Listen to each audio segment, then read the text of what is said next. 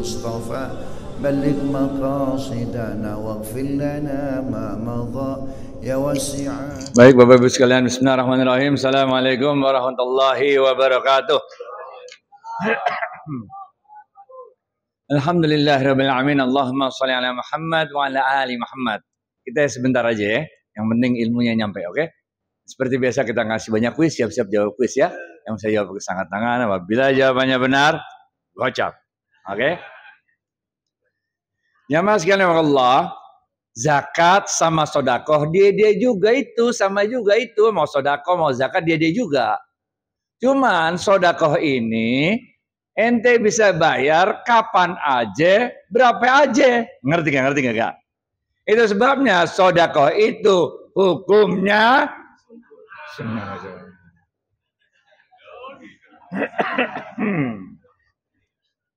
sedangkan kalau udah ketemu nisab, ketemu haul, namanya berubah. Namanya sodakohnya berubah, namanya menjadi zakat. Bener gak? Karena udah ketemu nisab, udah ketemu haul. Bener gak? Itu sebabnya zakat hukumnya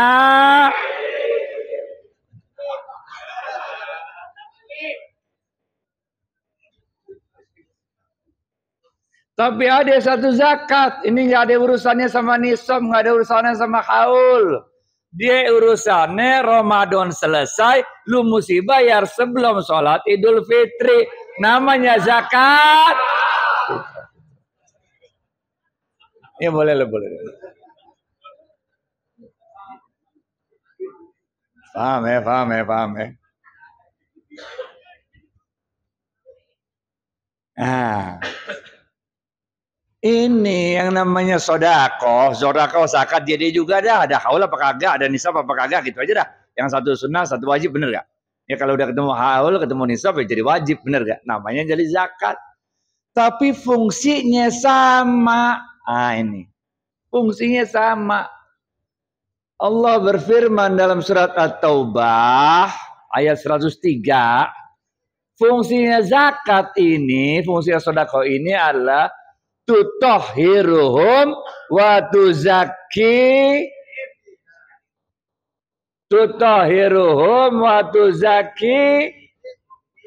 masuk di sini.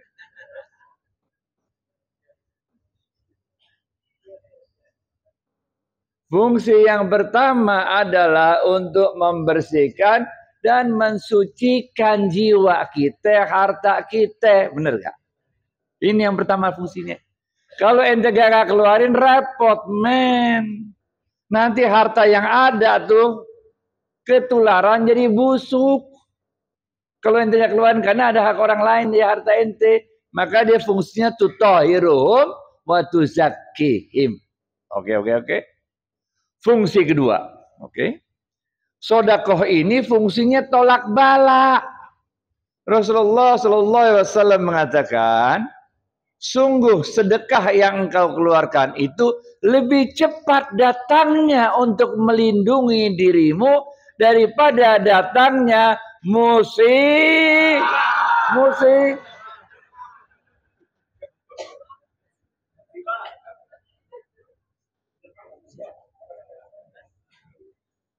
Paham ya.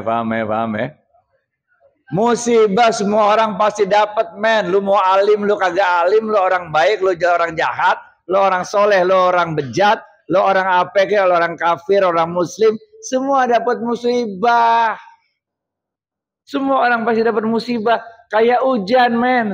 Kalau hujan ya semua orang kehujanan, bener gak? Bedanya kalau ente bayarin sodakoh, itu kayak ente ada hujan tapi ente pakai jas hujan, ngerti gak? Ngerti gak? Orang lain mah basah kuyup, ente kagak karena ente pakai jas hujan, ngerti gak? Kalau ente sodakohnya ikhlas, bukan jas hujan lagi, men. Ente ibarat naik mobil. Bener gak? Udah, nih fungsinya sodakohnya yang kedua, tolak bala. Fungsinya yang ketiga, sodakoh ini dia bisa ngambil pahala orang lain yang buat kebaikan tanpa mengurangi pahala orang tersebut. Ngerti gak? Kayak gitu. Ente nggak ngapa-ngapain, ente nggak amal soleh, nggak buat baik, ente tenang-tenang aja diem. Yang buat baik orang lain, tahu nggak? Tapi pahalanya itu, pahala orang lain yang buat baik itu bisa pindah ke kita tanpa ngurangin pahala dia. Rasulullah SAW bersabda, bapak nih, oke, ente. Siapa yang memberi makan orang untuk berbuka puasa, maka pahalanya sama dengan orang yang coba.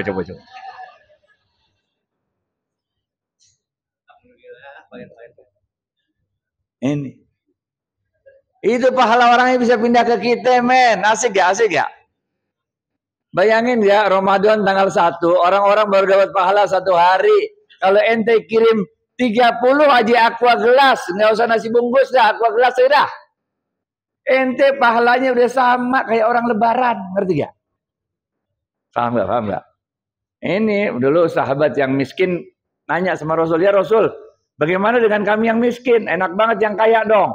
Bisa dapetin pahala puasa orang kalau dia ngasih makanan buka puasa. Maka Rasulullah SAW mengatakan, termasuk kalau kalian memberikan beberapa teguk air untuk orang berbuka puasa, atau memberikan sepotong korma untuk orang buka puasa. Jadi amalan ini bukan amalan orang kaya doang. Ini amalan orang kaya, orang miskin, semua bisa. Oke?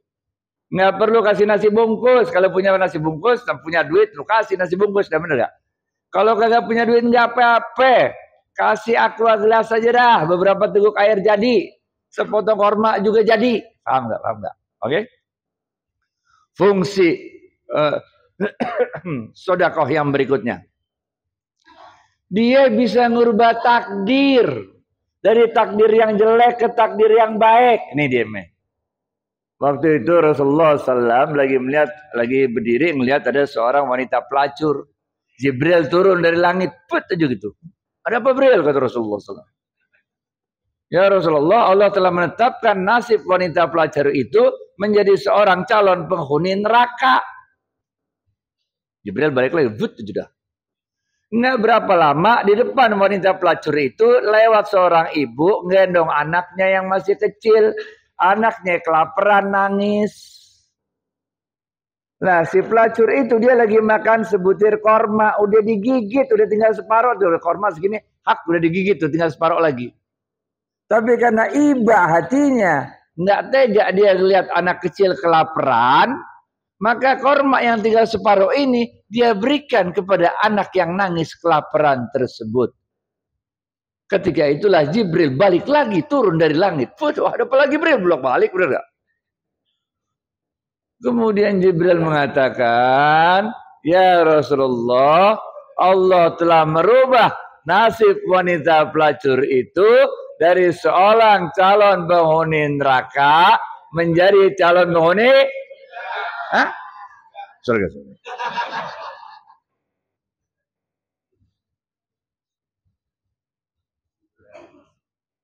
Ini men. Bisa ngerubah takdir.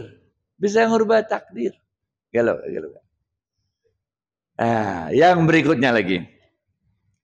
Sedekah ini Allah mengatakan dalam sebuah sedekah ini Allah mengatakan dalam sebuah hadis qudsi, dia lebih cepat datangnya dan lebih cepat sampainya kepada Allah daripada sampainya ke tangan orang yang menerimanya. Rasulullah SAW bersabda, nggak boleh 2 kali loh. Sungguh sedekah yang kau keluarkan itu lebih cepat sampai pada aku, kata Allah, daripada sampai ke tangan orang yang gimana yang jelas dong ngomongnya lo. Sini. Jangan ragu-ragu gitu. Aduh, mau dapat duit ragu-ragu. Ini duit kita keluarin mau sedekah, ada ibu-ibu juga. Ini sedekah kita keluarin belum nyampe ke tangannya yang nerima, ini belum nyampe, tapi udah keterima di tangannya Allah. Gelo gak? Udah men. Ente yang penting udah sedekah aja lah. Walaupun riak-riak dikit nggak apa-apa.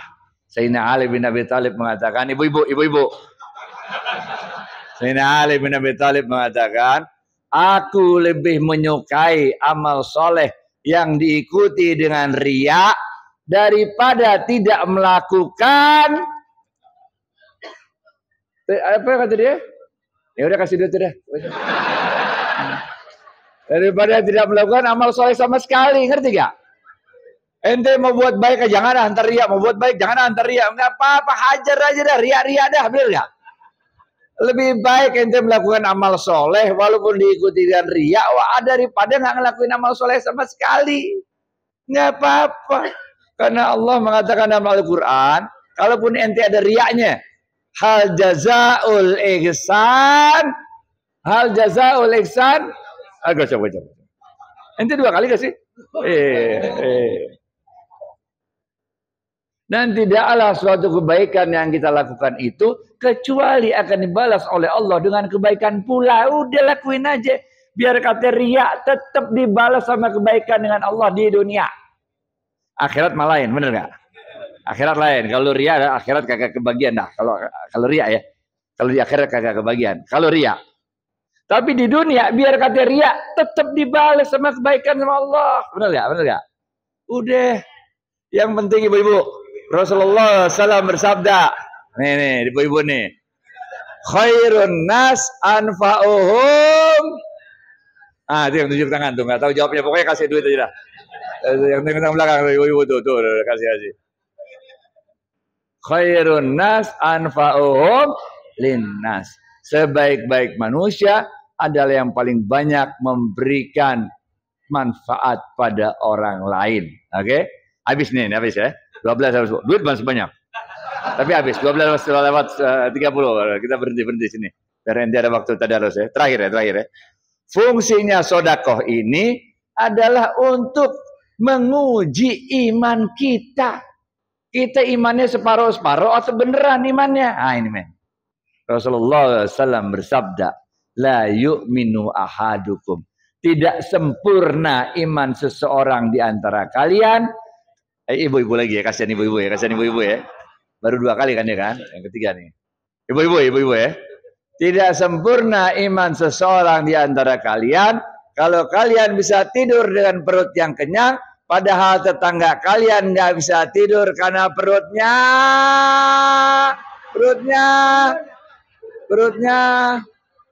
yang mana nih? No, yang belakangan tuh yang pakai mukena putih no, ya. Paling seru dia tuh, itu paling seru tuh kasih dia tuh. Ente Islam model apa men? Khataman sering, sholat tarawih rakaatnya banyak banget, dah hajar lagi qiyamul lail, bener gak? Pakai kunut lagi, pakai nangis lagi, bener gak? Wah Allah, udah hebat banget dah. Tapi lu kagak ngurusin tetangga lu yang lapar.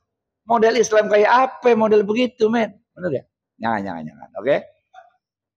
La yu'minu ahadukum. Tidak sempurna iman seseorang di antara kalian kalau kalian bisa tidur dengan perut yang kenyang, padahal tetangga kalian nggak bisa tidur karena perutnya lapar. Makanya kegiatannya Asyamil ente buat buka puasa bersama keren. Pahalanya banyak banget tuh, bener gak?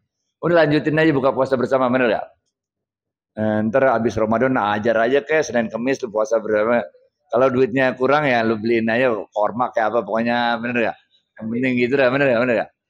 Itu mantep bos, pahalanya gede banget. Dalam ilmu tasawuf disebutkan, oke. Nah ini namanya ilmu tasawuf tapi ya bener gak? Nasihat yang paling baik kepada orang lapar adalah memberinya makan. Ini men, orang lapar lu ceramahin dia kagak mempan, bener gak? Ceramah surga neraka, lapar men, bener gak? Nasihat terbaik bagi orang lapar adalah memberinya makan. Udah, bener gak? Udah habis waktunya. Terima kasih banyak, mohon maaf lahir batin. Assalamualaikum warahmatullahi wabarakatuh. Ya Rabbi bil Mustafa بلغ مقاصدنا واغفر لنا ما مضى يا واسع الكرم.